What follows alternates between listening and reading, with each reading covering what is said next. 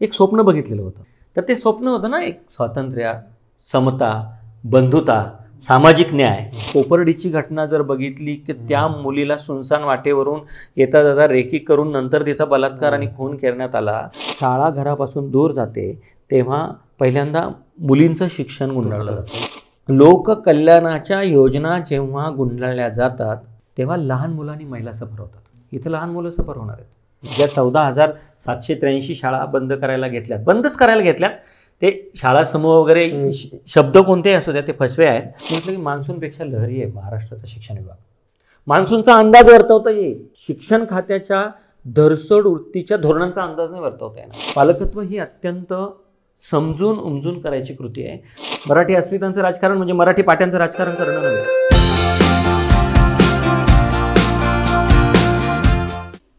शिक्षण हे अत्यंत संवेदनशील क्षेत्र आहे.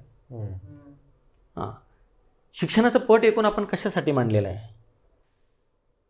शिक्षणाचा पट याच्यासाठी मांडलेला आहे आपण की शिक्षणानं आपलं जग बदलतंच, परंतु जग बदलवण्याची ताकद शिक्षणातून मिळते. ती ताकद शिक्षणातून जर कमावली नाही, ती जर मिळाली नाही, म्हणजे खूप गुळगुळीत झालेलं असलं तरी सुद्धा ते वाघिणीचं दूधच आहे. ते आज आपण बघतोय जे शिकले ते गुरगुरत आहे. आपल्याबरोबरची जी मुलं शिकली नाही ते कुठे, म्हणजे हातानं काम करणं हलकटपणाचं लक्षण नाही आहे. पण आज हातानं काम करणाऱ्यांचे हाल कुत्रं खात नाही अशी पण स्थिती शेतीमध्ये मातीमध्ये बघितल्या. तर मुद्दा असा आहे की सरकारनं शिक्षण हक्क कायदा केला. त्याच्या आधी सुद्धा घटनाकारांनी, म्हणजे एक एक असं आहे ना की आपल्या देशाच्या स्वातंत्र्य चळवळीनं एक स्वप्न बघितलेलं होतं. ते स्वप्न काय होतं? ते स्वप्न कशासाठी स्वातंत्र्य मिळवायचं? तर ते स्वप्न होतं ना, एक स्वातंत्र्य, समता, बंधुता, सामाजिक न्याय. आणि मग आता सगळं शिक्षण कशासाठी? तर संविधानानं दिलेली मूल्य जी आहेत ना सगळी, ती समजून पण सांगायची आणि ते समाजामध्ये प्रस्थापित पण करायची, त्याची प्रतिष्ठापना पण करायची. त्याच्यासाठी शिक्षणाचा पट मांडलेला आहे ना आपण. आता असं आहे की सामाजिक न्यायाच्या तत्वाला धरून शिक्षणाकडे आपण बघू तर आधी आपण घटनेच्या मार्गदर्शक तत्वांमध्ये शिक्षण हा 45व्या कलमामध्ये तो विषय ठेवलेला होता. पुढे आपल्याला माहिती आहे सगळ्यांना की उन्नी कृष्णन केसमध्ये सर्वोच्च न्यायालयानं निकाल दिला आणि 1993 साली सर्वोच्च न्यायालयानं सांगितलं की घटनेमध्ये जे 21वं कलम आहे, 21 जे आहे की या देशातल्या प्रत्येक नागरिकाला प्रतिष्ठा संपन्न जगण्याचा अधिकार आहे आणि जर समानतेच्या तत्वाला धरून प्रतिष्ठा संपन्न जगायचं असेल, जीविताचा अधिकार प्रत्येक नागरिकाला या अशा पद्धतीनं जर द्यायचा असेल तर शिक्षणाच्या अधिकाराच्या शिवाय जीविताचा अधिकार अपूर्ण आहे असं सर्वोच्च न्यायालयानं निरीक्षण नोंदवलं. बरोबर. आणि मग पुढे शिक्षण हक्क कायदा आला. शिक्षण हक्क कायदा काय सांगतो की वाडी वस्तीवर शिक्षण आपण पोहोचवलं. शिक्षणाच्या सार्वत्रिकरणाच्या याच्यामध्ये मूल जिथं राहतं तिथून 1 किलोमीटरच्या अंतरावर प्राथमिक शाळा असली पाहिजे, 1ली ते 5वीची. आणि मूल जिथे राहतं तिथून 3 किलोमीटरच्या अंतरावर 8वीपर्यंतची शाळा असली पाहिजे. आता सरकारनं 22 सप्टेंबर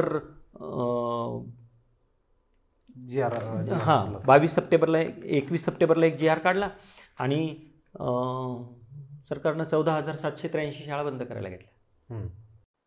त्या बंद केल्यानंतर आत्ताचे 3 किलोमीटर ते बंद पण नाही म्हणत आहे आता. ते म्हणतात शाळांचे समूह करायचे, समूह शाळा करायची. म्हणजे काय करायचं, अवतीभोवतीच्या एक 8, 10, 12 शाळा एकत्र करायच्या आणि तिथं ती मुलं चालत येतील किंवा त्यांना आम्ही 40 मिनिटाच्या अंतरापर्यंत बसेस उपलब्ध करून देऊ किंवा प्रायव्हेट ट्रान्सपोर्टला. पण सर आता फोपसंडी सारखं गाव आहे. एक्झॅक्टली. इथल्या मुलाने कुठं जायचं? पेठेची वाडी आहे इकडे हरिश्चंद्रगडाच्या कुशीत एक कळकीची वाडी नावाची शाळा आहे. तिथे 17-18 विद्यार्थी शिकतात. त्यांनी शिकायचंच नाही का? मग त्या ठाकराच्या मुलांनी, त्या आदिवासींच्या मुलांनी, त्या कष्टकऱ्यांच्या मुलांनी, मग त्यांनी शाळेत जायचं कसं? त्या मुलीने, लहान मुलीने शाळेत जायचं कसं? हा साधा प्रश्न नाही, हा प्रश्न साधा नाही आहे. हा प्रश्न अत्यंत गंभीर आणि गहन प्रश्न होऊ बघतोय आपल्या देशामध्ये, आपल्या राज्यामध्ये, आपण ज्या परिसरामध्ये राहतो तिथे. असं आहे की मी मगाशी म्हटलं तसं की जीविताचा अधिकार जो दिलेला आहे घटनेतल्या कलम 21च्या नुसार, तो शिक्षणाच्या अधिकाराशिवाय अपूर्ण आहे असं सर्वोच्च न्यायालय जसं म्हणतं, तसं सर्वोच्च न्यायालयाचं अगदी अलीकडचं एक निरीक्षणसुद्धा सांगायला पाहिजे, नोंदवायला पाहिजे. सर्वोच्च न्यायालय हे पण म्हणतं की पहिलीतलं मूल, दुसरीतलं मूल, 7 वर्षाचं मूल, 8 वर्षाचं मूल, 9 वर्षाचं मूल, त्याला 1 किलोमीटर तुम्ही पायी चालायला लावता, हे सुद्धा अमानुष आहे. असं अलीकडचं निरीक्षण आहे. ते उन्नीकृष्णन केस, RT आला आणि हे सगळं, हे अमानुष आहे असं सर्वोच्च न्यायालय. आणि खरंच आहे. तुम्ही मला सांगा की ज्या पालकांची ऐपत आहे त्यांना दारात स्कूल बस येते, आणि ज्यांची ऐपत नाही, खरं म्हणजे हे सोशल जस्टिसला धरून नाही, ऐपत सगळ्यांचीच असायला पाहिजे. हां, तर त्या मुलांना मात्र चालत चालत 1 किलोमीटर, 2 किलोमीटर, आजही मी तुम्हाला सांगतो की 1 किलोमीटरच्या दायऱ्यामध्ये, परिघामध्ये अनेक वाडी वस्तीवरच्या मुलांच्या शाळा नाहीत. म्हणजे अगदी मी माझं जे मूळ गाव आहे तिथून, म्हणजे छोटी वाडी आहे, बहिरवाडी नावाचं, अकोले तालुक्यातलं एक छोटं गाव आहे. तिथं त्या शाळेमध्ये यायला सुद्धा मुलांना 2-2, 3-3, 4-4 किलोमीटर पायी चालायला लागते आत्ता. आणि ती मुलं डोंगर दऱ्यातून ओढे ओलांडत जंगलातून वाट काढत चालत येतात. मी अकोल्यातल्या एका गावामध्ये काही वर्ष शिक्षक म्हणून काम केलं, तर तिथे 7वीच्या पुढच्या शिक्षणासाठी एक शारजा नावाची मुलगी यायची आणि ती एका बाजूनं 6 किलोमीटर चालायची. ती वाट तयार करायला लागायची. त्याच्यावर मी एक लेख पण लिहिलेला आहे सकाळमध्ये. तिला स्वतःची वाट स्वतः तयार करायला लागायची. जेव्हा पावसाळ्यात गवत उगवायचं त्याच्यातून ती वाट तयार करत यायची. तर हे आजही महाराष्ट्राची जी भूपृष्ठ रचना आहे त्याच्यामध्ये हायवेज आहेत, दऱ्याखोऱ्या आहेत, खाड्या आहेत, नद्या आहेत, जंगल आहे, सुनसान वाटा आहे. कोपर्डीची घटना जर बघितली की त्या मुलीला सुनसान वाटेवरून येता जाता रेकी करून नंतर तिचा बलात्कार आणि खून करण्यात आला. तर आज सुद्धा मला सांगा तुम्ही, जेव्हा शाळा घरापासून दूर जाते तेव्हा पहिल्यांदा मुलींचं शिक्षण गुंडाळलं जातं. त्यांचं शिक्षण म्हणजे शिक्षणच दूर जातं ना, शाळा दूर जाते म्हणजे आयुष्यातून शिक्षण दूर निघून जातं. आणि त्याचे परिणाम भयानक आहे. जेव्हा मुलीचं शिक्षण भयानक म्हणजे काय होणार माहिती का, तुम्ही कोविडच्या काळामध्ये जर बघितलं असेल तर जेव्हा मुलींचं शिक्षण थांबतं तेव्हा मुली पहिल्यांदा स्वतःच्या शेतात किंवा दुसऱ्याच्या शेतात बालमजूर म्हणून कामाला जातात. बालमजूर म्हणून कामाला जातात. आपल्याकडे एक समाजाची धारणा अशी की डोक्यावरचं ओझं जे आहे ते खांद्यावर आणायचं. मग त्या मुलींचं एकदा त्या बालमजूर झाल्या की दुसरं बालविवाह होतात. अकाली मातृत्वाचे भोग त्यांच्या नशिबी येतात आणि पुन्हा कुपोषित पिढी जन्माला येते, कारण शरीराची पूर्ण वाढ झालेली नसते. हार्मोनल चेंजेस बॉडीमध्ये हे ते होतात. ते सगळं याच्यातून सामाजिक समस्या निर्माण होतील. आणि मुलग्यांचं काय, म्हणजे मुलींच्या शिक्षणाच्या बाबतीत आपण बोलतो, लोककल्याणाच्या कोणत्याही, अमर्त्य सेन आपल्या सगळ्यांना माहिती आहे, अर्थशास्त्रातलं नोबेल मिळालेला मोठा माणूस आहे. त्यांनी एक सिद्धांत मांडलेला आहे की लोककल्याणाच्या योजना जेव्हा गुंडाळल्या जातात तेव्हा लहान मुलांनी महिला सफर होतात. इथं लहान मुलं सफर होणार आहेत. मुलगे जे शिक्षणाच्या प्रवाहातून बाहेर पडतील ते काय करतील. म्हणजे आता शिक्षण हक्क कायदा असं म्हणत होता, मानत होता, मॅन्डेटरी आहे की 8वीपर्यंत नापास नाही त्या मुलांना शिकवायचं आणि पुढे न्यायचं. त्याला विरोध झाला, परीक्षा घ्या. परीक्षा घेणं चांगली गोष्ट आहे, सतत परीक्षा घ्यायला पाहिजे, शिकवायला पाहिजे. आता असं आहे की मगाशी आपण गुणवत्तेविषयी बोलत होतो, सरकारी शाळा आणि त्या एकूण ज्या शिक्षकांना तुम्ही 100हून अशैक्षणिक कामं लावून दिलेली आहेत त्यांची तुलना तुम्ही खाजगी ज्या शिक्षकांना एक सुद्धा शैक्षणिक काम नसतं, फक्त शिकवायचं असतं, अशा शिक्षकांशी करायला पाहिजे. पण ह्या अशैक्षणिक कामांच्या बाबतीत सुद्धा 1000 वेळेला याच्याविषयी चर्चा झालेली आहे. कोर्टानं सांगितलं, शिक्षण हक्क कायद्यानं सांगितलं कलम 27 की नैसर्गिक आपत्ती, दशवार्षिक जनगणना आणि प्रत्यक्ष निवडणुकीची ही 3 कामं सोडली तर 4थं काम देऊ नये. उघड्यावर हागायला कोण बसतं? याच्यासाठी गुड मॉर्निंग पथकामध्ये कॅमेरे घेऊन शिक्षकांना पाठवलं जातं, ज्याच्या इतका शिक्षक असण्याचा दुसरा अपमानच असू शकत नाही.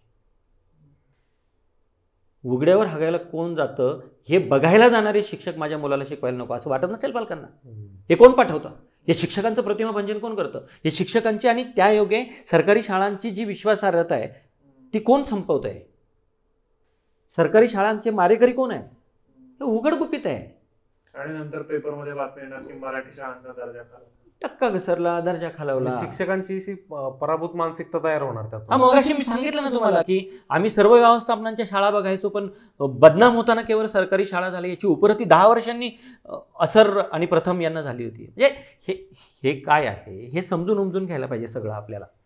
आणि जनतेच्या शाळा आहेत ह्या, जनतेची मुलं शिकतात आहे. त्यामुळं ह्या अशा पद्धतीनं शाळा समूह जेव्हा केले जातील तेव्हा मुलं स्कूल ड्रॉपआउट होतील मोठ्या प्रमाणावर. मजुरी म्हणजे बालमजुरी किंवा समाजामधले आणखीन प्रश्न निर्माण होतील. तुम्हाला मी सांगतो, म्हणजे काय माहिती आहे का, ज्यांच्या हाताला काम नाही आणि जे शिक्षण म्हणून ज्यांचं झालेलं नाही, औपचारिक शिक्षण ज्यांचं झालेलं नाही, ती मुलं काय करतील? ते किती दिवस 1.5 GB डेटा बघत बसतील? सर्फिंग किती दिवस करत बसतील? त्यातले किती टिकाऊ फावडं घेऊन काम करतील, वेटर फिटर म्हणून काम करतील? ते उद्या 12-12:30 वाजता एखाद्या खिंडीत उभेच राहतील. याचा विचार करायला पाहिजे आपण. म्हणजे काय माहिती का, याचा विचार सगळ्यांनीच करायला पाहिजे. त्यामुळे याच्यातून ज्या गोष्टी पुढे येऊ घातलेल्या आहेत, आव्हानं, समस्यांचा एक चक्रव्यूह निर्माण होऊ बघतोय, त्या सगळ्याचा विचार आपल्याला करायला लागेल. पण ही जी सगळी आव्हानं आहेत झेडपीच्या शाळांसमोरच्या, आपण आता बोलण्याच्या ओघात 4-5 आपण गोष्टी डिस्कस केल्या, तर त्याच्यावरती मात करण्याशिवाय पर्याय नाही. कारण की आपण म्हटलं तसं गावखेड्यावरची मुलं शाळेत जाणार कशी आणि शाळेत नाही गेली तर ह्या सगळ्या समस्या उद्भवणार. तर त्याच्यावर मात करण्यासाठी किंवा सरकार दरबारी आपल्या मायबापासमोर गाराणं म्हणा किंवा तर त्यासाठी काय प्रयत्न आता कसे सुरू आहेत? एक तर आता कसं आहे माहिती आहे का, ह्या शाळा समूह जे केले जाणार आहेत तो निर्णय मागे घ्यावा असं शिक्षण मंत्री आणि सरकारला आम्ही अर्ज, विनंत्या, निवेदनं, मोर्चे काढून सांगतो आहोत. त्यातला एक मोर्चा अकोल्यात खूप मोठा मोर्चा झाला, खूप पालक आले होते त्याला. 7 ऑक्टोबरला इथे मोर्चा झाला. हे जे काही 14,783 शाळांचे समूह बनवले जाणार आहेत ते म्हणजे सगळं येऊन कुठे माहिती आहे का, म्हणजे बचत सगळी जर करायची असेल तर ती कुठे येऊन तर शिक्षणात बचत करा. हां, म्हणजे खरं म्हणजे शिक्षणात गुंतवणूक करायला पाहिजे. आणि ती मार्केटची भाषा न बोलता, कॉर्पोरेटची भाषा न बोलता, म्हणजे गुंतवणूक आणि रिटर्न्स असं बघता येत नाही. हां, समजा असं आहे की 4 कोटी रुपये दिले आणि इतका किलोमीटर रस्ता झाला तर ते तुम्हाला त्याची क्वालिटी अमुक तमुक हे असं आहे की हे दिसणाऱ्या गोष्टी नाही आहेत, मेजर नाही करू शकत, मेजरेबल नाही आहे. एक्झॅक्टली, हे याला टूल नाही आहे, मेजरेबल नाही आहे. पण आपण बघितलेलं आहे की शाळा आणि लोककल्याणकारी राज्यामध्ये सरकारची जबाबदारी शिक्षण. म्हणजे हे समूह बनवायचे आणि ते समूह बनवल्यानंतर कॉर्पोरेट कंपन्यांना दत्तक म्हणून त्या शाळा देऊन टाकायच्या. तुम्ही जर बघितलं असेल, दिंडोरीमध्ये मद्य उत्पादक एका कंपनीला एक शाळा दत्तक दिली आणि त्यांनी त्या मद्य उत्पादक कंपनीनं त्या ब्रँडच्या प्रमोशनसाठी गौतमी पाटील आणली आणि जिल्हा परिषदेच्या शाळेमध्ये तो सीन सगळा. आणि मग कोणी दिली इथून सुरुवात, मग ती कारवाई कोणावर तर शिक्षकांवर करा. पण दत्तक कोणी दिली? शाळा सरकारने दिली, सरकारच्या धोरणांनीच दिली ना. मग कारवाई सरकारवर करायला पाहिजे. सिंपल आहे ना. तर मुद्दा असा आहे की या शाळा जेव्हा बंद होतील तेव्हा महाराष्ट्रामध्ये या शाळांमध्ये जवळजवळ 1,85,467 विद्यार्थी शिकतात. झेडपीच्या शाळांमध्ये झेडपीच्या सध्या ज्या महाराष्ट्रात. ज्या ज्या 14,783 शाळा बंदच करायला घेतल्यात. ते शाळा समूह वगैरे शब्द कोणतेही असू द्या ते फसवे आहेत. आणि यातल्या 9,912 शाळा ह्या 20च्या आसपास पटाच्या शाळा आहेत. म्हणजे 13, 14, 15, 18, 20. शिक्षण हक्क कायद्यातलं जे कलम 6 आहे ते असं सांगतं की कोणत्याही वस्तीवर नवीन शाळा सुरू करायची असेल तर 20 मुलं असली पाहिजे. शिक्षण हक्क कायद्यात अशी कुठेच तरतूद नाही आहे की 20च्या आतल्या पटाची शाळा बंद करून टाका, अशी तरतूद नाही. उलट महाराष्ट्र सरकारनं केलेली जी नियमावली 2011 साली त्या कलम म्हणजे शिक्षण हक्क कायद्याच्या अंमलबजावणीसाठी जो नियम केलेला आहे त्या नियमामध्ये असं म्हटलेलं आहे की दुर्गम भागामध्ये, आदिवासी भागामध्ये, डोंगराळ भागामध्ये विद्यार्थी संख्या कमी जास्त असली तरी सुद्धा ती शाळा चालवली पाहिजे. म्हणजे आपण समाज म्हणून पण इतके ढोंगे आहोत ना की जपानमध्ये त्या एका मुलीला शाळेत जाता यावं म्हणून ती ट्रेन एका स्टेशनला, मला तुम्ही जे मगाशी एका मुलीचा किस्सा सांगत होते की तिला वाट तयार ती करावी शाळेत लागायची, मला तेव्हा ते आठवलं की तोच किस्सा आठवला तुम्हाला की जपानच्या शाळेचा. नाही पण ते किती कौतुकानं वाचतो, फॉरवर्ड करतो. ते सोपं आहे ना. पण जेव्हा इथं भूमिका घ्यायची वेळ येते ना, माझ्या गावातली शाळा बंद नाही झाली पाहिजे, त्यावेळेला शांतता असते. त्याचं कारण असं आहे की अत्यंत पद्धतशीरपणे की तुमच्या शाळांमधले शिक्षक, तुमच्या जिल्हा परिषदेच्या शाळा, गावातल्या शाळा, ते काही जे सरकारी आहे ते फालतू आहे, जे खाजगी आहे ते उत्तम आहे, हे असंच आलं का? हे रुजलं, ही भावना रुजवली कशी? त्याच्यासाठी खूप पद्धतशीरपणे हे सगळं केलेलं आहे. आता मूळ मुद्दा असा आहे की ह्या शाळा ज्या मी तुम्हाला 14,783 शाळा सांगितल्या, सरासरी 13 विद्यार्थी शाळेमध्ये शिकतात. आणि जर ह्या शाळा जर बंद झाल्या तर ही मुलं शाळेत जाणार नाही, कारण याचे अनेक अभ्यास पण झालेले आहेत वेगवेगळ्या ठिकाणी. आणि म्हणून सरकारनं बचत करायची ती अनेक ठिकाणी बचत करावी. उदाहरणार्थ एकदा डांबरी सडक झाली की ती डांबरी सडक जी आहे तिचं आयुष्य काहीतरी ठरवलेलं आहे, 6-7 वर्ष ती डांबरी सडक टिकली पाहिजे. किती डांबरी सडक झाल्यानंतर 6-7 वर्ष टिकतात? काय करता तुम्ही परत त्या ठेकेदारांचं, त्या कंपन्यांचं? काही कारवाई होत नाही, काही होत नाही. आणि मग बचत करायची असेल तर मग येऊन जाऊन तुम्ही जे क्षेत्र अत्यंत संवेदनशील आहे, ज्याला मनुष्यबळ विकास मंत्रालय, म्हणजे आता नवीन शैक्षणिक धोरण येण्याच्या आधी ज्याला मनुष्यबळ विकास मंत्रालय असं नाव होतं, आता आपण ते शिक्षण मंत्रालय केलं. मनुष्यबळ जिथून मिळतं तेच तुम्ही नष्ट करायला निघालात. ते मनुष्यबळ जे आहे त्यांचं काय होणार पुढे? म्हणून मला असं वाटतं की आता असं आहे की सगळे धोरणं जे आहेत 1966चं कोठारी कमिशनपासून 1986चं धोरण असू द्या, किंवा त्याच्यामध्ये पुढे 92-93ला अमेंडमेंट झाली, किंवा आता 2020चं धोरण आलं, शैक्षणिक धोरण, हे सगळे धोरणं म्हणतात 6% GDPचा खर्च केला पाहिजे. 2022-23च्या अर्थसंकल्पामध्ये 2.5% सुद्धा तरतूद केलेली नाही आहे. गेल्या काही वर्षामध्ये अत्यंत झपाट्यानं काही 1000 कोटींनी शालेय शिक्षणाचं बजेट कमी होत आहे. पेरलंच जात नाही तर उगवणार कुठं? एक्झॅक्टली. आज शाळा प्रचंड मोठ्या प्रमाणावर आर्थिक कोंडी झालेली आहे. एका बाजूला शिक्षकांना शैक्षणिक कामं प्रचंड देऊन ठेवलेली आहेत, दुसऱ्या बाजूला आर्थिक कोंडी आहे, तिसऱ्या बाजूला सरकारी धोरणांशी झगडत शिकवायचं आहे.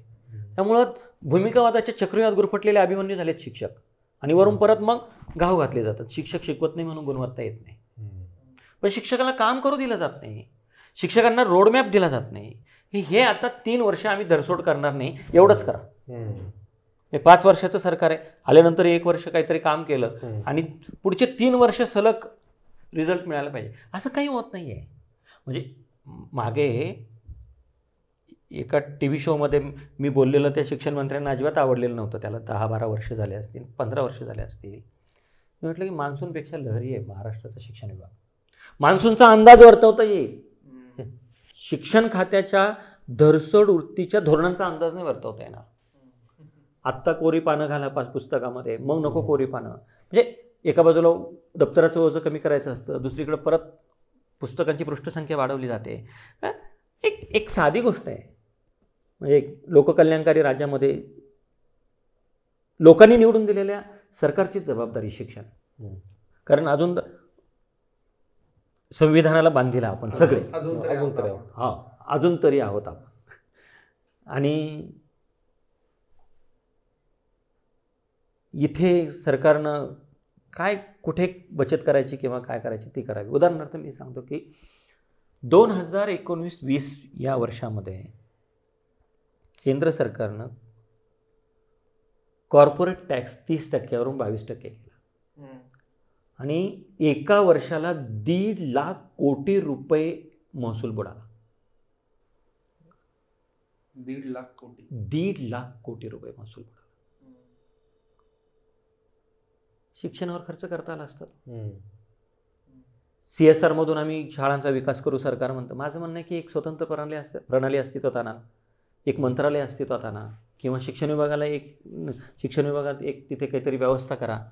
सगळा जो काही CSR आहे तुम्ही द्या, एकत्र करा आणि मग तो विद्यार्थी पटसंख्येच्या तुलनेत वितरित करा, डिस्ट्रीब्यूट करा.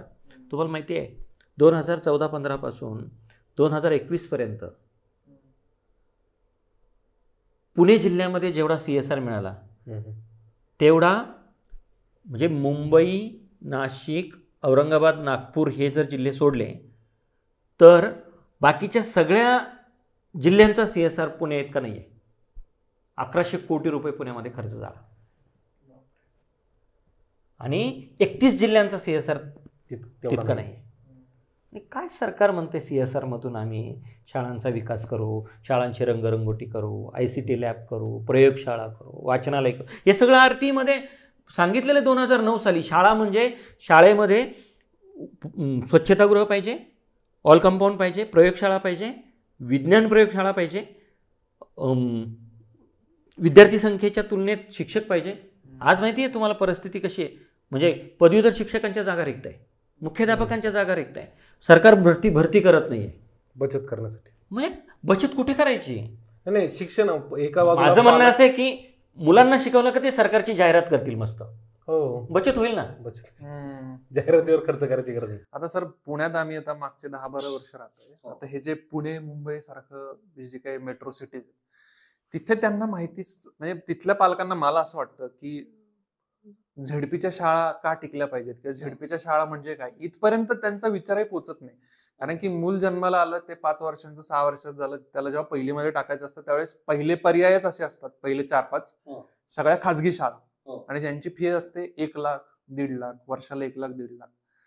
सो ती जी पॉप्युलेशन आहे, ते जे नागरिक आहेत ना, तर त्यांना असं वाटतं की तिथे काय तर महानगरपालिकेची शाळा, नगरपालिकेच्या शाळेत शिकतं कोण, तर आमच्याकडे येणारी कामवाल्या बाईचा मुलगा, आमच्या वॉचमनचा मुलगा. सो तिथे आमची मुलं नाही जात. आणि हाच महाराष्ट्र आहे असं त्यांना वाटतं, पुणे, मुंबई, औरंगाबाद, नागपूर. कारण की आमची मुलं तर इथेच जातात जिथे 1 लाख फी आहे. त्यामुळे हे गांभीर्यच नाहीये सर. म्हणजे मला तिथे आता जाणवलं की हे त्यांच्या खिचगणीतच नाही हा प्रश्न की बाबा झेडपीच्या शाळा म्हणजे काय, त्या का टिकल्या पाहिजेत, त्यांना माहितीच नाहीये. हा डेटा तुम्ही त्या दिवशी फोनवर बोलताना बोललात ना की ते नगरमध्ये किती काहीतरी 10-12 हजार. म्हणजे काही एक साधारण 2-3 वर्ष त्याला झाले असतील ही 45,000 मुलं पहिलीमध्ये प्रवेश घेण्यास पात्र होते. त्यातले 35,000 मुलं स्थानिक स्वराज्य संस्थांच्या म्हणजे सरकारी शाळांमध्ये गेले, इंग्लिश मिडियममध्ये गेलेले नाही. बरं, आजही ते प्रमाण मोठं आहे. परंतु कधी नामवंत शाळा, तुम्ही महाराष्ट्रामध्ये मराठी शाळांची इतकी गळचेपी केली जाते, हे मराठीच्या अस्मितेचं राजकारण करणाऱ्यांना माहीत नाही. मी आज तुमच्या समोर सांगतोय, मराठी अस्मितांचं राजकारण म्हणजे मराठी पाट्यांचं राजकारण करणं नव्हे.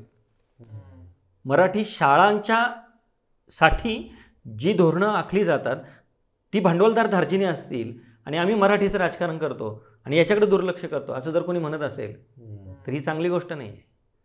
ही राजकीय बात समजून घ्यायला पाहिजे. मराठी शाळांच्या बाबतीत भूमिका घ्यायला लागेल. आपल्याला शिकवलेलं आहे. म्हणजे जे मराठी अस्मितेची लढाई म्हणतात आहे ना, त्यांचा पिंड सुद्धा मराठी शाळेनेच पोचलेला आहे. त्यांना अनुदानित शाळेमध्येच ते शिकलेले आहेत. हे सुद्धा समजून घ्यायला पाहिजे की शाळेला आई म्हणतात हो शाळेला. म्हणजे अनेक तुमच्या माझ्यापैकी जी छोट्या गावात किंवा वाडी वस्तीवर शिकलेली मुलं असतील, त्यांना आपली ही माझी वैचारिक आई आहे, या शाळेनं मला अंगा खांद्यावर खेळवलं, लळा लावला, बोटाला धरून शाळेत आणलं, गम भन लिहायला शिकवलं, वाचायला शिकवलं, आणि म्हणून मी आज आयुष्यामध्ये काहीतरी स्थिर स्थावर झालेलं आहे, काहीतरी करू शकतोय अशा प्रकारची एक ॲबिलिटी क्वालिटी माझ्यामध्ये निर्माण करण्याचं काम शाळेनं केलेलं आहे. त्या शाळेला आपण उत्तरदायी आहोत, म्हणून तरी त्या शाळेच्या हिताची भूमिका घ्यायला पाहिजे आपण. ती शाळा मोडून टाकली जात असताना ही माझी शाळा आहे असा हॅशटॅग चालवायला लागेल. ही लढाई. आणि सरकारांना सुद्धा असं आहे की दबाव आहे प्रचंड, पण कुठे बचत करायची आणि कुठे. उदाहरणार्थ मी तुम्हाला म्हटलं की ह्या ज्या महाराष्ट्रातल्या सुमारे 15,000 शाळा ज्या आहेत यांना चालवायला 18,000 कोटी रुपये लागतात वर्षाला, आणि 1.5 लाख कोटी रुपये आपण सोडून दिलेले कॉर्पोरेट टॅक्स. बचत कुठे करायची. आणि सोशल जस्टिस ही गोष्ट अशी आहे ना की आजही तुम्हाला मी सांगतो, मी शिक्षक म्हणून बघतो, फर्स्ट जनरेशन लर्नर्स मुलं वर्गात आहेत. पहिल्या 2024 कडे चाललोय आपण. फर्स्ट जनरेशन लर्नर्स आहेत आजही. म्हणजे तुम्ही छोट्या गावांमध्ये जा, आदिवासी पाड्यांवर जा, भटक्या समुदायात जा, तुम्ही भिल्ल, फासेपारधी या वस्त्यांवर जा, बघा तुम्ही. खरा भारत तर तिथे आहे ना, इंडिया असा आहे झगमगाटी सगळा. त्यामुळे आणि मगाशी पलाश तू जे म्हटलं ना, याची चर्चा का होत नाही. या शाळांमध्ये कोण मुलं शिकतात आहे, या शाळांमध्ये जे मुलं शिकतात आहे त्यांच्या पालकांना आवाज आहे का. हे व्हाईसलेस आहे. त्यांचे रोजीरोटीचे संघर्ष इतके आहेत ना, ते त्यात अडकून पडलेले आहेत. त्यामुळे असं आहे की CBSE कानाडोळा नाही, दुर्लक्ष केलं जात आहे. म्हणजे माझ्या इथे काही कळ लागत नाही ना. मुद्दा असा आहे की हे शिक्षकांना इतकी अशैक्षणिक कामं, तुम्हाला टमरेल बिमरेल अमुक तमुक, तुम्हाला मी सांगितलं दारूच्या दुकानासमोर कोविडमध्ये रांगा लावायला, राशन दुकानाच्या समोर रांगा लावायला, असंख्य कामं लावली जातात. हेच जिथे अधिकाऱ्यांची मुलं शिकतात, जिथे पुढाऱ्यांची नातू शिकतात, त्यांची मुलं शिकतात घरातले, तिथल्या शिक्षकांना अशी कामं दिली आणि तिथे त्या वर्गामध्ये शिक्षक नव्हते आज, असं पोरांनी जाऊन घरी सांगितलं, काय होईल. किंवा आता कॉर्पोरेटमध्ये काम करणारे लोक आहेत आणि त्यांच्या शाळेमधल्या शिक्षकांना तुम्ही अशी फक्त एक चित्र रंगवायला काय हरकत आहे की जे IB किंवा ICSE CBSE करिक्युलमच्या शाळा आहेत शहरातल्या, तिथल्या शिक्षकांना झोपडपट्टीमध्ये जाऊन काहीतरी कामाला जुंपलेलं आहे आणि ते आठवड्यातले 2 दिवस तिथे शिकवायला नव्हते. मोठा गरज होईल. हे Facebook, WhatsApp, Twitter, Insta, YouTube, मग लगेच नाही तिकडं ट्रेंड येईल, तिथल्या ट्रेंडच्या बातम्या न्यूजवाले म्हणजे इलेक्ट्रॉनिक मीडियावाले दाखवतील, वर्तमानपत्रात त्याच्या बातम्या छापून येतील. इथं का चर्चा होत नाही. या शिक्षकांना अशैक्षणिक कामं दिल्या जातात आणि गुणवत्तापूर्ण शिक्षणाच्या मार्गामध्ये सरकार अडचणींचे काटे पसरवत आहे या मुलांच्या. त्याचं महत्त्वाचं कारण असं आहे की या मुलांना आवाज नाही, यांच्या पालकांना आवाज नाही. हे खिचगंतीतच नाही आहे. त्यामुळं आता ती म्हण चुकीची आहे, पण हकले जातात यांना सगळं. पण ही झाली सर शिक्षकांची आणि शाळेची बाजू.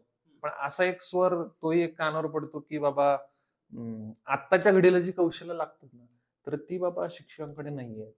किंवा आपण जे नवलेवाडीचं उदाहरण घेतलं की झेडपीच्या शाळांमध्ये सुद्धा मेरिट लागतं की मला ऍडमिशन घ्यायचंय, पण अशा किती शाळा आहेत ना बोटावर मोजण्याजोग्या असतील. तर म्हणजे कौशल्य हाही एक मुद्दा आहे का पुन्हा. म्हणजे मी या अंगाने आहे ना काय माहितीये का, सर यावरही चर्चा झाली पाहिजे का. कारण की तेच एक परत कारण असतं की माझ्या मुलाला, कारण की असंही होतं वडील प्राथमिक शाळेत शिक्षक आहेत पण ते टाकतात इंग्लिश मिडियमला मुलाला, ते नाही त्यांच्या शाळेत टाकतात. नाही हे खरं आहे.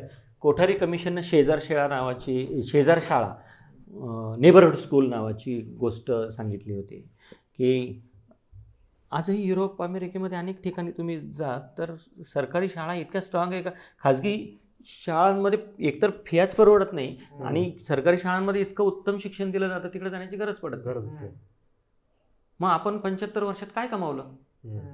आपण शिक्षण चांगलं नाही देऊ शकलो, आपण अनुदानित शिक्षण व्यवस्था बळकट नाही करू शकलो नाही, आणि आरोग्य आणि शिक्षण या गोष्टी तडजोडच होऊ शकत नाही. बचतीचे कारण ठिकाणं कशी काय असू शकतात ते. पण पलाश तुझे म्हणताय ना, हा फार मुद्दा याची चर्चा होते की सरकारी शाळांमध्ये शिकवणारे शिक्षक जे आहेत ते आपल्या मुलांना इंग्लिश मिडियममध्ये पाठवतात. आता एकतर ते असे जे शिक्षक आहेत त्यांना हे कळत नाही की शिक्षण कसं घडतं, शिक्षण कोणत्या भाषेतून दिलं पाहिजे. म्हणजे त्या शिक्षकांच्या एकूण समजुतीविषयीच माझ्या मनामध्ये गफलते, हा मुद्दा वेगळा. पण पालक म्हणून वेगळं, पालक म्हणून त्यांची जी भूमिका आहे ना त्याच्यावर बोट ठेवतात लोक, आणि ते बोट ठेवणं एकदम योग्य आहे. मी माझ्या स्वतःच्या मुलाला जिल्हा परिषदेच्या शाळेत शिकवलं, अनुदानित माध्यमिक शाळेत शिकवलं, अनुदानित ज्युनियर कॉलेजमध्ये शिकवलं, अनुदानित महाविद्यालयात शिकवलं. हां, म्हणजे त्याचं फर्ग्युसनपर्यंतचं शिक्षण पूर्ण अनुदानित याच्यामध्ये झालेलं आहे. त्याच्यामुळं मला तो बोलण्याचा नैतिक अधिकारसुद्धा आहे. मुद्दा असा आहे की सरकारी शाळा इतक्या स्ट्रॉंग बनवायला पाहिजे होत्या की इकडे जाण्याची गरज पडायला नको पाहिजे होती. सरकारांचे धोरणं जे आहेत ते प्रचंड अडचणीची गोष्ट आहे या शाळांच्या बाबतीत. शिक्षकांनी आपल्या मुलांना सरकारी शाळेमध्येच शिकवायला पाहिजे. तडजोड किंवा मुद्दाच असू शकत नाही. पण सरकारी लाभ घेणाऱ्या सर्व कर्मचारी आणि अधिकाऱ्यांनी सुद्धा आपली मुलं सरकारी शाळेमध्ये शिकवायला पाहिजे. नाही तर मग सरकारचा पगार नाही घ्यायचा. घसघशीत पेन्शन घेणाऱ्या आमदार, खासदार, मंत्र्यांनी सुद्धा आपली मुलं आपण ज्या सरकारचे प्रतिनिधी आहोत त्या शाळेमध्ये शिकवली. न्यायाधीशांनी आणि राष्ट्रपतींनी, राज्यपालांनी सुद्धा मुलांना, IASनी सुद्धा आपली मुलं सरकारी शाळेत शिकवायला पाहिजे. फक्त शिक्षकांनाच का, शिक्षकांनी शिकवलीच पाहिजे. पण जे जे म्हणून सरकारी लाभ घेणारी व्यवस्था आहे इथल्या शिपायापासून तर राष्ट्रपतीपर्यंत सगळ्यांनी आपली मुलं सरकारी शाळेत शिकवली पाहिजे. म्हणजे सरकारी शाळांचा दर्जा पण वाढेल, सरकारी शाळांवरचा खर्च पण वाढेल, सरकारी शाळा नावारूपाला पण येतील. वेगळं काही करायची गरज नाही पडणार. तेव्हा तुम्ही ज्या व्यवस्थेच्या भागात त्या व्यवस्थेवर तुमचा विश्वास आहे हे दिसेल ना. पण हे केवळ शिक्षकांसाठी का, शिक्षणाधिकाऱ्यांसाठी का नाही, IAS साठी का नाही, पॉलिसी मेकर्ससाठी म्हणजे सरकारांसाठी का नाही, राष्ट्रपती, राज्यपाल, सर्वोच्च न्यायालयाच्या सरन्यायाधीशांसाठी का नाही, का नाही? सगळ्यांसाठी असायला पाहिजे. एक न्यायामध्ये सगळ्यांना. हो. आणि हे असं आहे की गांधीजींनी हे स्वप्न बघितलं होतं की या देशातील म्हणजे कोणी भिकारी राहू नये, पण कष्टकरी शेतकरी त्याचं मूल आणि इथल्या राष्ट्रपती पंतप्रधानाचं मूल, घरातलं मूल एकाच शाळेत शिकेल. आणि ही ती कोठारी कमिशनची नेबरहूड स्कूलची कल्पना होती. आपण काय केलं, शिक्षणाच्या एकूण व्यवस्थेचं आपण एक राष्ट्र म्हणून काय केलं याचा 23 ताळेबंद 75 वर्षानंतर तरी मांडायला पाहिजे ना कधीतरी. हां, असं आहे की बराक ओबामांची पहिली निवडणूक होती आणि शिकागो शहरामध्ये एक PTA म्हणजे पॅरेंट टीचर्स असोसिएशनची मीटिंग होती, सुरू होती.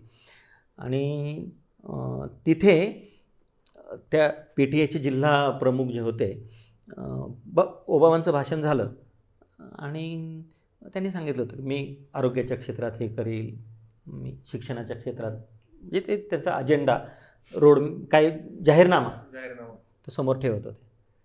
तेव्हा तिथल्या डिस्ट्रिक्ट प्रेसिडेंटनं उभं राहून सांगितलं होतं, महाशय तुम्ही बोलताय, गोड स्वप्न दाखवताय आम्हाला, हे खूप सुंदर स्वप्न आहे, पण हे पहाटेचं स्वप्न ठरवू नये, विरून जाईल. कारण तुमच्या दोन्हीही मुली खाजगी शाळेत शिकतात आहे, तुमचा इंटरेस्ट सरकारी शाळांमध्ये नाही आहे. हीच गडबड आहे भारतामध्ये सुद्धा. इथल्या पॉलिसी मेकर्स, इथले IAS, इथले पॉलिटिशियन्स, त्यांचे इंटरेस्ट नाही आहे तिथे. त्यांच्या एकदा सरकारी शाळांमध्ये सगळे गेले की मग त्यांचे इंटरेस्ट तिथे राहते, मग ते चांगले व्यवस्थित धोरणं वगैरे अमुक तमुक. नाहीतर काय माहिती आहे का, मग 1,00,000, 1,50,000, 2,00,000 रुपये फिया देणाऱ्या, 5,00,000 फिया देणाऱ्या शाळेमध्ये आपली पोरं घालायची आणि मग इकडच्या शाळा असल्या काय नसल्या काय, गोरगरीब तिची मुलं शिकली, त्या शाळांची 1-2 लाख रुपये फी भरायची, ती पण इकडून कुठून तर पैसे काढूनच ना. पण अजून एक महत्त्वाचा मुद्दा आहे त्याच्यामध्ये की आता तर हे ग्रामीण भागामधले पालक मोठ्या संख्येनं बोलायला लागलेत माहिती आहे का, की आमच्या मुलांना वेटर फिटर करायचं आहे, स्वस्तात मजूर पाहिजे यांना कॉर्पोरेटला, आणि म्हणून सरकार अशी धोरणं आखते. हे लोक बोलायला लागलेत आता. पॉझिटिव्ह गोष्ट फार, की नाही तुमच्यासारखे तरुण जे थोडेफार शिकले, ज्यांना शिक्षणाच्या बाबतीत आणि त्यांना ते म्हणजे त्यांचे इंटरेस्ट तिथे आहेत, सरकारी शाळाच पाहिजे त्यांना. म्हणजे ते काय म्हणजे गरीब आहेत, अमुक आहे तमुक आहे असं बोलतात, तसं पण नाही आहे. त्यांना याच शाळेमध्ये शिकवायचं मुलांना. तरी पण ते असं म्हणतात की मी आता वेगवेगळे जेव्हा सरकारनं समूह शाळा तयार करायला घेतल्या, सरकारनं शाळा दत्तक द्यायला सुरुवात करण्याच्या बाबतीतला निर्णय आणि चर्चा सुरू केली, तेव्हा ग्रामीण भागामधून मोठ्या संख्येनं आया बाया बापे म्हणजे तरुण बोलायला लागले की आमची मुलं शिकतात आहे ना म्हणून यांना सहन नाही होत, आमची मुलं शिकायला लागले ना म्हणून ही शाळा बंद करायला लागली, आमची मुलं शिकायला लागले ना म्हणून ही शाळा दत्तक द्यायला लागली, आम्ही नाही देऊन देणार. म्हणजे तुम्हाला माहिती आहे का, अकोले तालुक्यामध्ये 254 शालेय व्यवस्थापन समित्यांनी ठराव केले की आमच्या शाळा दत्तक द्यायच्या नाही, आमच्या शाळा बंद नाही करायच्या, आमच्या शाळांचा समूह शाळा नाही तयार करायचा. तुम्ही विचार करा, तयार झाला मोठ्या प्रमाणावर. आणि सर हेच म्हणजे त्या दिवशी पण आम्ही चर्चा करत होतो की प्राथमिकता खूप महत्वाची. एक्झॅक्टली ज्यावेळेस समाजाची प्राथमिकता ही असेल ना, प्राथमिक शाळा टिकल्या पाहिजे, झेडपीच्या शाळा टिकल्या पाहिजे, तर कुठेतरी फरक पडणार आहे आणि मग मायबाप सरकार कुठेतरी लक्ष देणार आहे. पण जर प्राथमिकताच नसेल, आमची प्राथमिकता जर फटाके आणि बाकीचे असतील म्हणजे आता त्याच्यात नको जायला, पण 150 कोटी रुपयाचे फटाके फोडले मुंबईत आणि एअर क्वालिटी इंडेक्स 288 झाला आहे.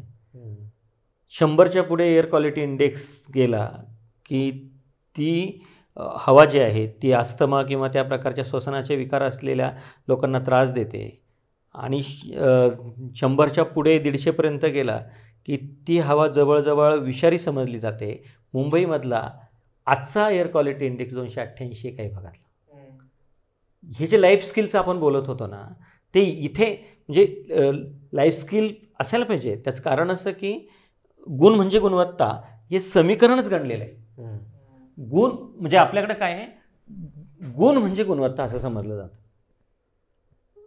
असं कसं असेल?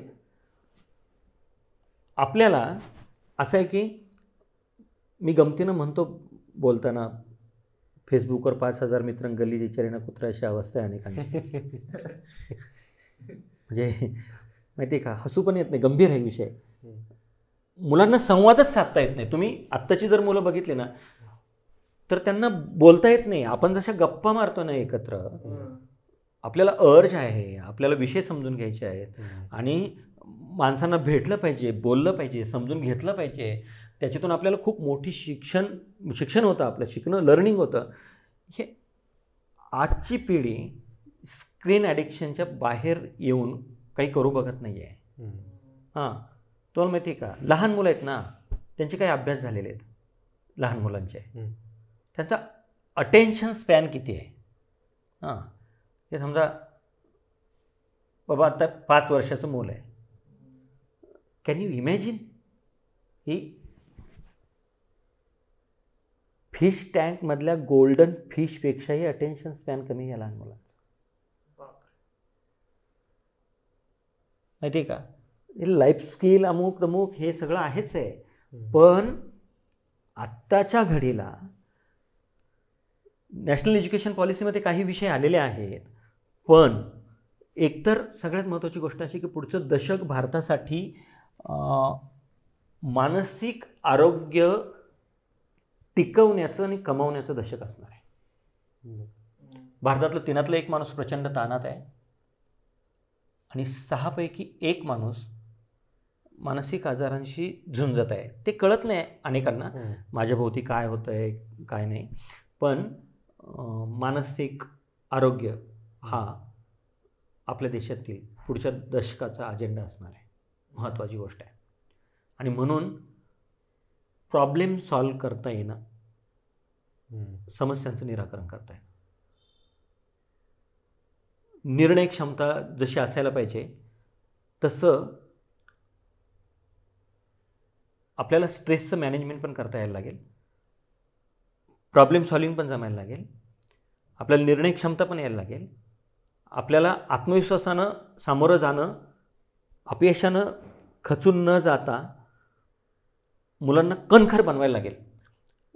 टक्के कमी असलेच चालतील, पण चांगले मित्र असायला पाहिजे हे सांगायला लागेल.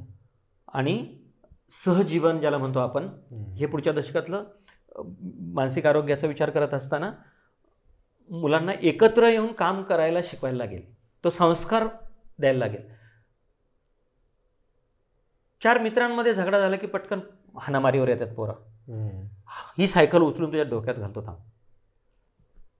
चीटखोर झालेत, बंडखोर झालेत, म्हणजे मोबाईल दिला नाही म्हणून आत्महत्या करतात.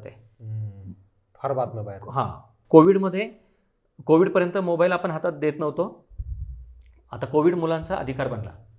हा हातात आलेला मोबाईल जो आहे त्यानं वेड लावलंय. म्हणजे माहिती आहे का, रोज 100 ml मद्य पिल्यानंतर जेवढी झिंग येते तेच घडतं मेंदूमध्ये. हे सर्फिंग करताना मेंदू दगड बनत चाललेले आहेत, भावनांचे प्रदेश शून्य होत चाललेले आहेत मेंदूमधले. म्हणजे माहिती आहे का, जी मुलं खेळ म्हणजे गेम खेळतात त्यांच्या शरीराचं एक्झर्शन होत नाही आणि म्हणून भूक लागत नाही म्हणून जेवण करत नाही म्हणून चटपटीत पाव, बटर, बिस्किट, मॅगी, टोस्ट अशा प्रकारचा डाएट आहे मुलांचा. आणि डाएट आणि डिप्रेशनचा अत्यंत जवळचं नातं आहे. 10वी नंतर मुलं बाहेर गेली की पटकन डिप्रेशनला बळी पडतात, कारण डाएट नीट नाही आहे. डाएट नीट का नाही तर खेळ आणि कला वजा झालेले आहेत. कला माणसाला जगायला शिकवते आणि डाएट, संतुलित आहार जो आहे तो शरीराला ऊर्जा देतो. खूप गोष्टी आहेत, म्हणून लाईफ स्किल एका बाजूला आहेत असं नाही. शिक्षण आणि लाईफ स्किल हे एकत्र जायला पाहिजे. पण दुर्दैवानं आपल्याकडं गुण म्हणजे गुणवत्ता, पाठांतरावर आधारित परीक्षा काय, अपेक्षित प्रश्नांची अपेक्षित उत्तरं लिहायला सांगा आणि मग यात्तांचे टप्पे ओलांडत पुढे घेऊन जा. काटकोन, त्रिकोण, चौकोन शिकवत बसले. दृष्टिकोन मिसिंग आहे सध्याच्या शिक्षणात आमच्या. तो दृष्टिकोन समज देतो, दृष्टिकोन शहाणपण देतो, जगायला शिकवतो. आणि तो दृष्टिकोन महत्त्वाचा. 4% कमी पडले तरी चालतील, परंतु ती शहाणपण आणि समज लागते जगायला. आजच्या मुलांमध्ये यांना व्यवहार ज्ञान किंवा ह्या अशा प्रकारच्या गोष्टी ज्या आहेत, मी सांगितलं ना की एकत्र येऊन काम करणं हे जमत नाही आहे मुलांना.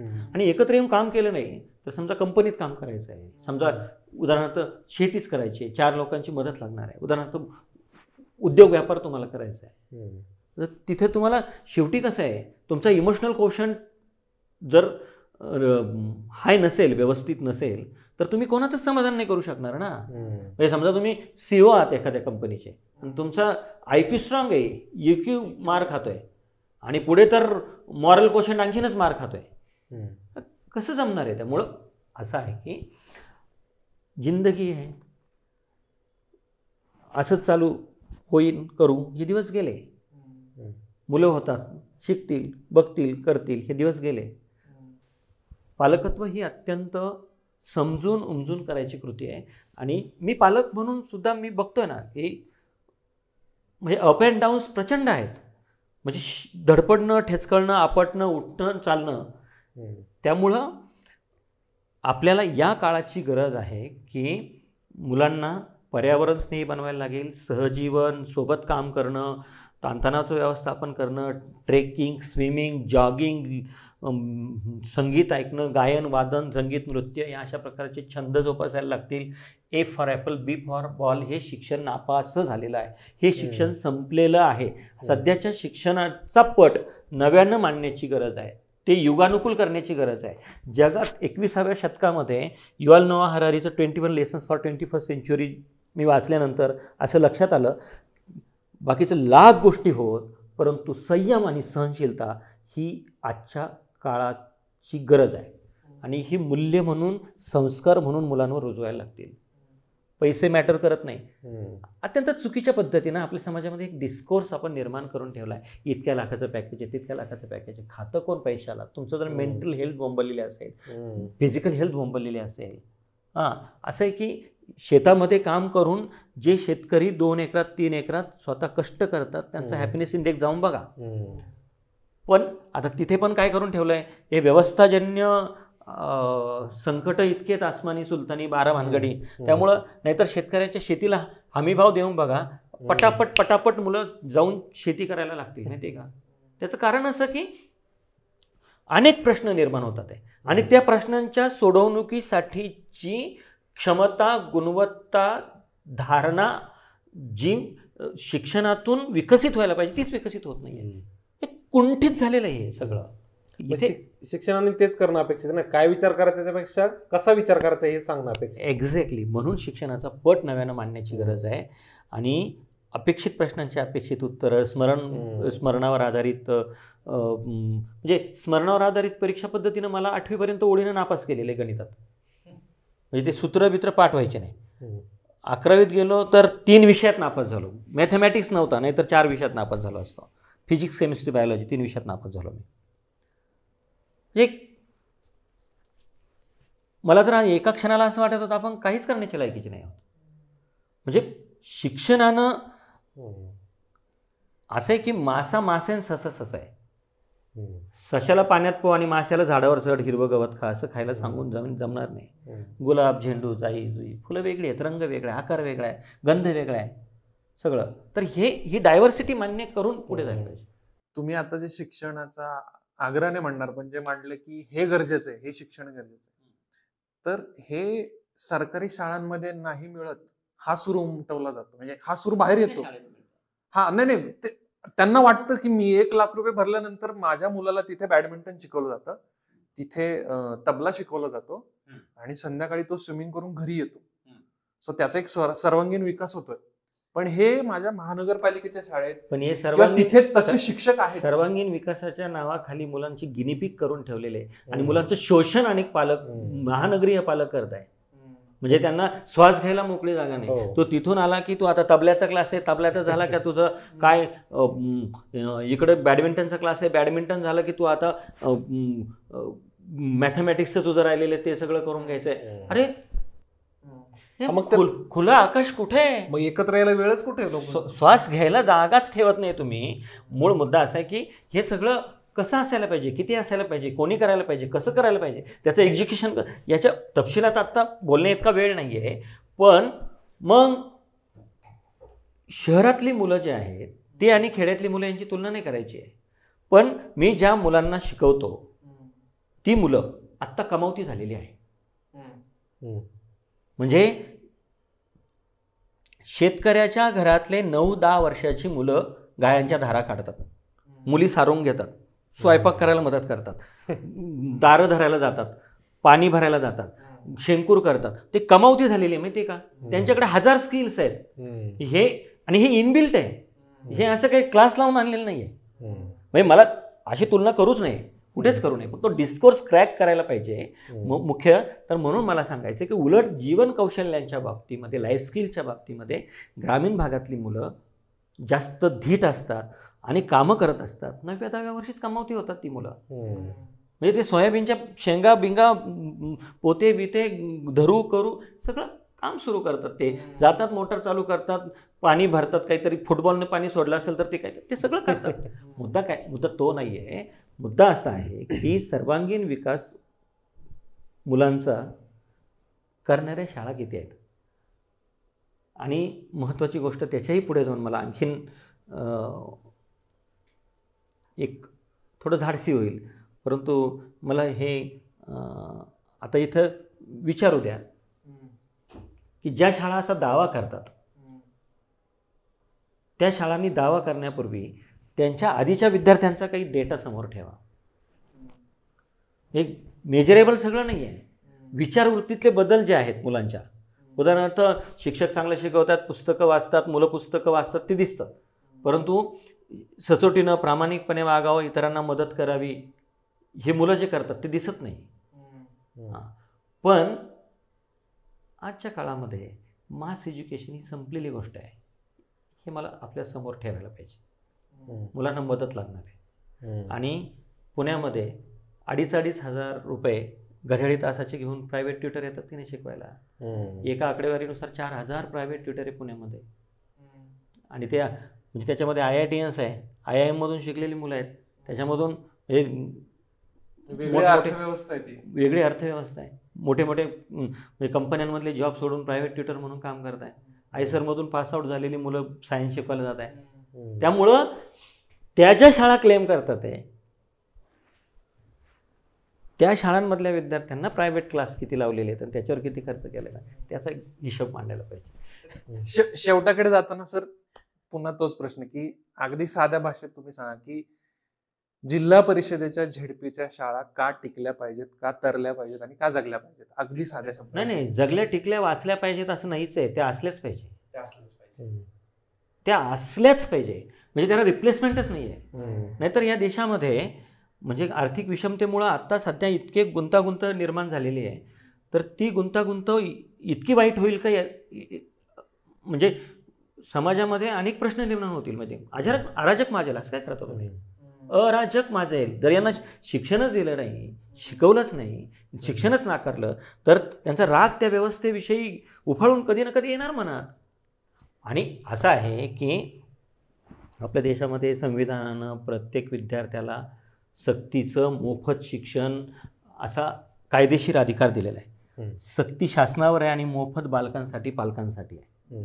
मुळं लोककल्याणकारी राज्यामध्ये शिक्षण ही सरकारची जबाबदारी आहे. त्या जबाबदारीपासून सरकार बाजूला जाऊ शकत नाही. मधून अधून धोरणं असे घेण्याचा प्रयत्न होतो, परंतु इथे ग्रामीण भागामधल्या मोठ्या संख्येनं ज्या पालकांची मुलं जिल्हा परिषदेच्या शाळांमध्ये, स्थानिक स्वराज्य संस्थांच्या शाळांमध्ये शिकत आहेत, त्यांचा विरोध आहे या सगळ्या गोष्टींना. आणि जनतेच्या शाळा आहेत, जनता निर्णय घेईल, सरकार जनतेनं निवडून दिलेलं असतं. त्याच्यामुळे लोकशाही व्यवस्थेमध्ये आम्ही तर महाराष्ट्र राज्य शिक्षण बचाव कृती समितीचा समन्वयक म्हणून आम्ही सगळ्या आमदार खासदार सगळ्यांनाच एक पत्र लिहिणार आहोत नजीकच्या येत्या काही दिवसांमध्ये की जनतेच्या शाळा बंद करण्याच्या बाबतीत निर्णय घेतले जातात आणि जनतेची प्रतिनिधी म्हणून आपण गप्प का आहात. तर ते शिक्षण ही मूलभूत गोष्ट आहे. अन्न, वस्त्र, निवारा असंच जीविताचा अधिकार घटनेतल्या 21व्या कलमानं दिलेला आहे. आणि जीविताचा अधिकार जो आहे तो शिक्षणाच्या अधिकाराशिवाय जीविताचा अधिकार अपूर्ण आहे. म्हणून या देशाच्या संविधानानं दिलेला तो अधिकार आहे. म्हणून जनतेच्या शाळा टिकल्या पाहिजे, सरकारी शाळा टिकल्या पाहिजे. ज्यांची परिस्थिती नाही ते पालक पोटाला चिमटा काढून शिकवतात आणि सरकार शिक्षण हे जर बचतीचं माध्यम म्हणत असेल तर ते चुकीचं आहे. ते सरकारने विचार करायला पाहिजे त्याच्यावर. नाही, इतकंच नाही आहे अजिंक्य, इतकंच नाही आहे. असं आहे की शिक्षण वजा करून टाकू आपण आणि मग समाजाचं चित्र रंगू. वजा करून टाकू शिक्षण. कशाला शिक्षण? म्हणजे गोरगरीब, दलित, आदिवासी, वंचित घरातल्या कष्टकरी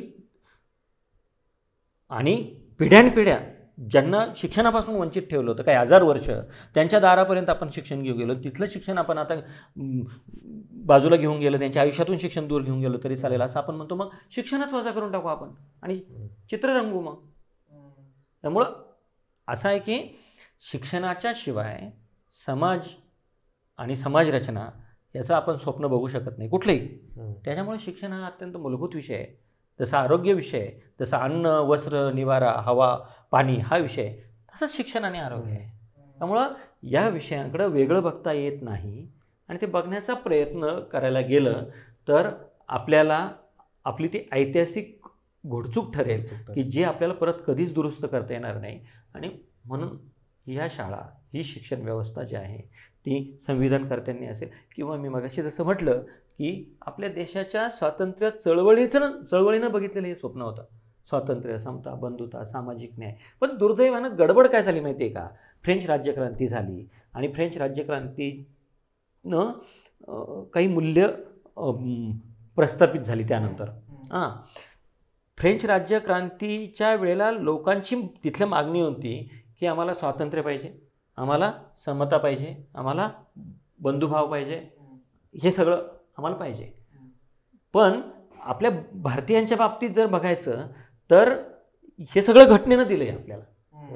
म्हणजे युरोपमध्ये जिथं लोकशाहीचा जन्म झाला तिथे पहिल्या दिवसापासून महिलांना मतदानाचा अधिकार नव्हता.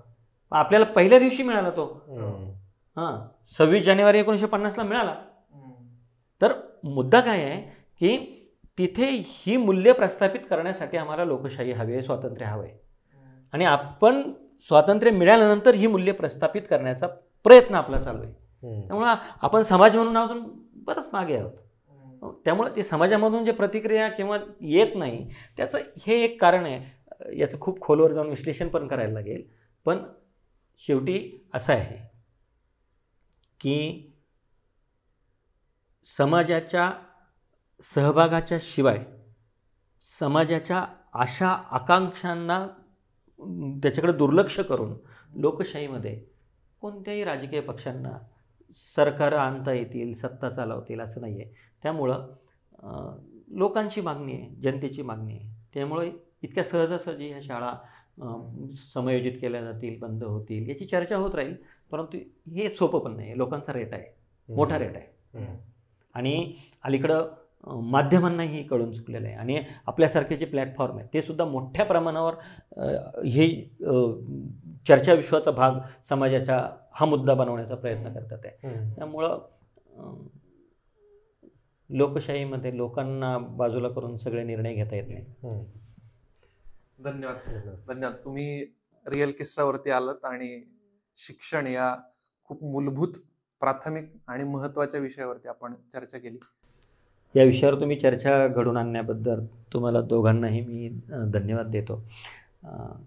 आपण मराठी शाळांची अपत्य आहोत. आपली ती एका अर्थानं आई आहे. आपण उत्तरदायी आहोत.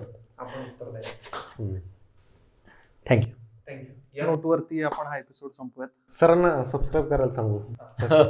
नक्की आम्ही पण मी स्वतः सबस्क्राईब करील. पण आमचे ॲक्टिव्ह टीचर्स फोरम असेल, सगळे शिक्षक असतील, त्यांना पण हा यूट्यूब चॅनल सबस्क्राईब करण्याचं मी आवाहन करील. लोकांची माध्यम आहे, लोकांची भाषा आहे. त्याच्यामुळे आपण हे सगळं करायला लागेल. माध्यमांचं लोकशाहीकरण करायचं असेल तर लोकांची माध्यमं वाढली पाहिजे. थँक्यू. धन्यवाद.